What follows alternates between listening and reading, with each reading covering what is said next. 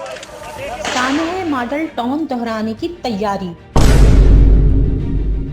गुल्लू भट्ट खुद खतरे में आ गया।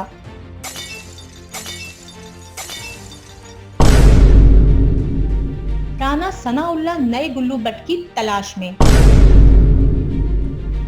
सानहा मॉडल टाउन के किरदारों को मंजर से हटाने की तैयारी, अदालतों के फैसले में तातुल, ताहिरुल कादरी गुस्से में आ गए, बड़े सरकारी अफसर जान छुड़ाकर भागने लगे।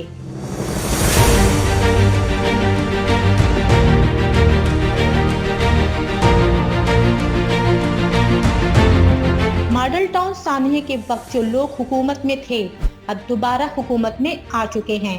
शहबाज शरीफ जो पहले पंजाब के वजीर आला थे अब मुल्क के वजीर आजम बन चुके हैं। राना सनाउल्लाह जो उस वक्त पंजाब के वजीर कानून थे अब मुल्क के वजीर दाखिला बन चुके हैं। ये वही हुक्मरान तबका है जिसके दौर में मॉडल टाउन लाहौर में खून की होली खेली गई।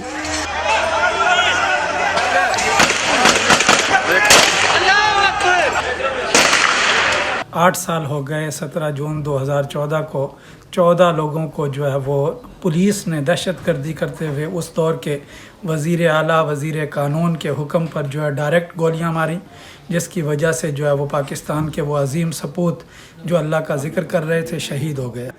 नून लीग के दौर में आज से 8 साल पहले 16 जून को रात को 1:30 बजे पुलिस की मदयत से पुलिस की ज़ेर साया ये सारा जो खून रेजी का मामला मॉडल टाउन सानिया में एक बैरियर हटाने के सिलसिले से शुरू हुआ और जो कि सारी रात और सारा दिन चलता रहा और 17 जून की 15 घंटे के ऑपरेशन पुलिस की बर्बरियत और पुलिस की ज़ालमाना तशद्दुद से ये सिलसिला सारा शुरू हुआ और जो कि अगले दिन जाकर 17 जून को दोपहर में ख़त्म हुआ। 15 घंटे लगातार ये मॉडल टाउन के ऊपर जो बर्बरियत, जो जुल्म और जो तशद्दुद पुलिस गर्दी जो मुस्लिम लीग नून के दौर में उस वक़्त के मौजूदा वज़ीर कानून और जो उस वक़्त के हादर service DSP IG Lahore, IG Punjab Mushtaq सखेरा की ज़ेरे निगरानी ये सारा कुछ होता रहा।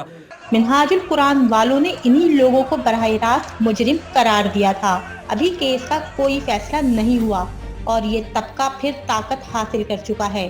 क्या होने वाला है, हुकूमत ने क्या तैयारी कर रखी है और मिनहाजुल कुरान वालों की हिकमत अमली क्या है, इस पर भी बात होगी, मगर जरूरी है कि जरा तारीख को दोहरा लिया जाए। साल था 2014 और आधी जून का गर्म दिन था जब पुलिस ने दिन दिहाड़े सबकी आंखों के सामने मॉडल टाउन लाहौर में 14 अफराद को गोलियों से भून डाला। जामिया मिनहाजुल कुरान के दफातर और पाकिस्तान अवामी तहरीक के सरबराह डॉक्टर ताहिरुल कादरी की रिहाइशगाह के बाहर एक खूनी कार्रवाई की गई। इदारे में मौजूद 2 खवातीन को भी फायरिंग करके कत्ल कर दिया गया, जिनमें से एक खातून हामला थी जिन्हें पुलिस ने सीधे चेहरे पर गोली मारी थी। ये खून आशाम दिन पाकिस्तान की तारीख के बदतरीन दिनों में शामिल है। मरकज में नवाज शरीफ की हुकूमत थी और शहबाज शरीफ पंजाब के वजीर आला थे। आज के वफाकी वजीर दाखिला राना सनाउल्लाह उस वक्त पंजाब के वजीर कानून थे। मिनहाजुल कुरान वालों का कसूर ये था कि उनके सरबराह ने हुकूमत को टफ टाइम देने के लिए हस्ब इख्तिलाफ से राब्ते शुरू कर दिए थे। अभी तक जो मुतासरीन हैं, जो इंसाफ के मुतलाशी हैं, उनको इंसाफ मुहैया नहीं किया गया और अलमिया ये है कि जो इस सानहा मॉडल टाउन के सारे ज़िम्मेदारान थे, जो कातिलीन हैं, वो दोबारा बरसरे इक़्तिदार में आ चुके हैं। पाकिस्तान के निज़ाम इंसाफ की बात करें तो आपके सामने है कि अगर आप ताकतवर हैं, अगर आपके पास दौलत है, ताकत है और आप कोई वज़ीर हैं, कोई मुशीर हैं, तो आपको छुट्टी वाले दिन भी अदालत लगाकर आपको इंसाफ मुहैया किया जाता है, आपको ज़मानत पर रिहा किया जाता है। जबकि अगर कोई आम पाकिस्तानी अदालतों में जैसे कि सानहा मॉडल टाउन के मुतासरीन दर बदर अदालतों में खजल हो रहे हैं, तो वो अगर जाते हैं तो उनको इंसाफ मुहैया नहीं किया जाता। हुकूमत ने तजावुज़ात हटाने के लिए मिनहाजुल कुरान के दफ्तर पर धावा बोला। गैर मुसलह और अमन पसंद कारकुनों ने अपने जिस्मों पर पुलिस का तशद्दुद बर्दाश्त किया, मगर अपने मौक़िफ़ पर डटे रहे कि ये रुकावटें तजावुज़ात नहीं हैं, बल्कि अदालत के हुक्म के मुताबिक दहशतगर्दाना कार्रवाइयों से बचने के लिए इंतजामात हैं। मगर पुलिस वाले वहाँ किसी और ही इरादे से मौजूद थे انہوں نے کچھ نہ سنا۔ عمارت پر حملوں میں آنسو گیس اور لاٹھی چارج کا بے دریغ استعمال کیا گیا اور فائرنگ سے معصوم افراد اپنی زندگی سے ہاتھ دھو بیٹھے۔ یہی وہ حملے تھے جن میں گلو بٹ نامی غنڈہ خبروں میں آیا۔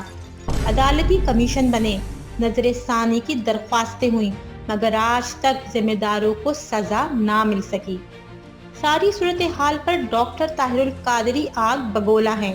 انہوں نے انکشاف کیا ہے کہ حکومت میں شامل لوگوں کے بعد بڑے سرکاری افسروں نے بھی ایک ایک کر کے اس کیس سے اپنی جان چھڑانا شروع کر دی ہے۔ ہائی کورٹ سے درخواستیں مسترد ہونے کے باوجود ماتحت عدالتوں سے بریت مل رہی ہے۔ اگر یہ سلسلہ چلتا رہا تو کیس میں صرف چند پولیس اہلکار ہی رہ جائیں گے۔ طاہر القادری کی کھری اور دو ٹوک بات پر بڑے صحافی مجیب الرحمان شامی بھی ڈر گئے اور فوراً انہیں روکنے لگے، مگر طاہر القادری نہ رکے۔ رانا ثناء اللہ پر الزام ہے کہ ماڈل ٹاؤن آپریشن کی کمان ان کے ہاتھ میں تھی اور انہی کے منصوبے کے مطابق وہاں آپریشن کیا گیا۔ دوبارہ حکومت میں آنے کے بعد شہباز شریف، حمزہ شریف اور رانا ثناء اللہ کے خلاف دیگر مقدمات کی طرح سانحہ ماڈل ٹاؤن کا مقدمہ بھی اہم مقدمات میں شامل ہے، جس سے نمٹنے کی تیاری بھی کی جا رہی ہے۔ منی لانڈرنگ کیس میں پہلے سرکاری افسر ڈاکٹر رضوان اور پھر مقصود چپڑاسی کی پراسرار موت کے بعد خدشہ ظاہر کیا جا رہا ہے کہ کہیں اس کیس کے اہم کردار بھی منظر عام سے غائب ہونا شروع نہ ہو جائیں۔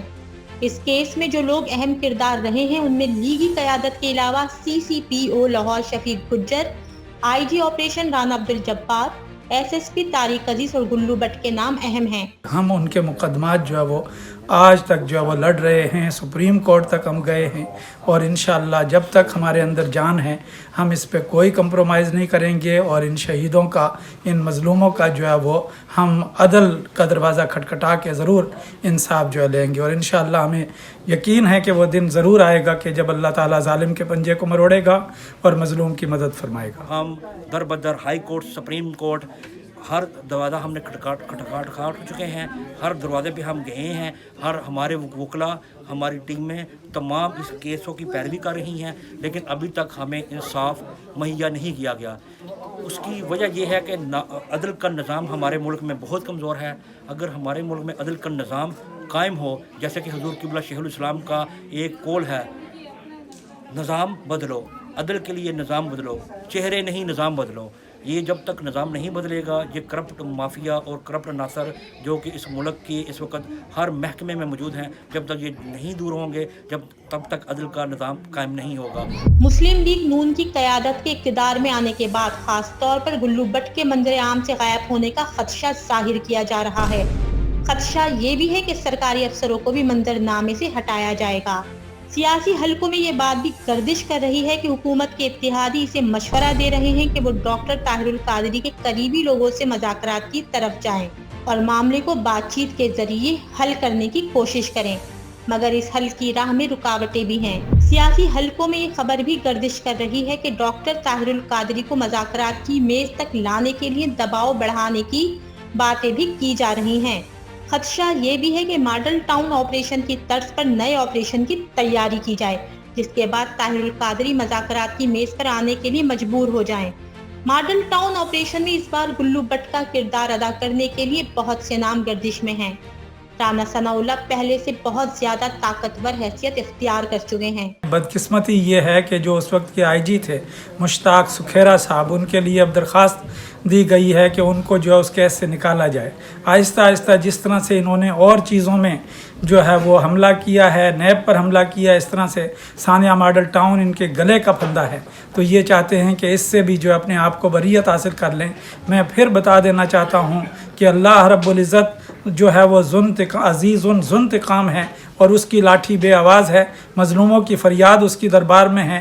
ہم عدالتوں میں کروڑوں روپے جو ہے خرچ کر چکے ہیں اور ان کا مقدمہ لڑ رہے ہیں، اور حضور سیدی شیخ الاسلام کا یہ عزم ہے کہ ہم ان کا ضرور جو ہے قصاص لے کر رہیں گے۔ جو اس ثانیہ ماڈل ٹاؤن کے ذمہ داران ہیں، جو کروانے والے ہیں، ان میں سے کسی ایک ملزم کو بھی عدالت نے طلب نہیں کیا، جس میں نواز شریف، شہباز شریف، میاں حمزہ شہباز اور جو رانا ثناء اللہ کے علاوہ دیگر جو ملزمان ہیں، ان کو ابھی تک عدالت نے طلب نہیں کیا۔ اور دوسرے جو پولیس کے اہلکار ہیں، جو افسران ہیں، ان کو بھی آہستہ آہستہ اس کیس سے نکالا جا رہا ہے۔ تحریک منہاج القرآن کے کارکنان اور لیڈران جوابی حکمت عملی اپناتے ہوئے سیسا پلائی دیوار بنے ہوئے ہیں اور بلند حوصلوں کے ساتھ ہر قسم کی صورتحال سے نمٹنے کے لیے ذہنی طور پر تیار ہیں اور بھرپور انداز میں قانونی جنگ لڑ رہے ہیں۔ اب دیکھتے ہیں کہ مظلومین کو انصاف کب ملے گا، کب ان کی داد رسی کی جائے گی۔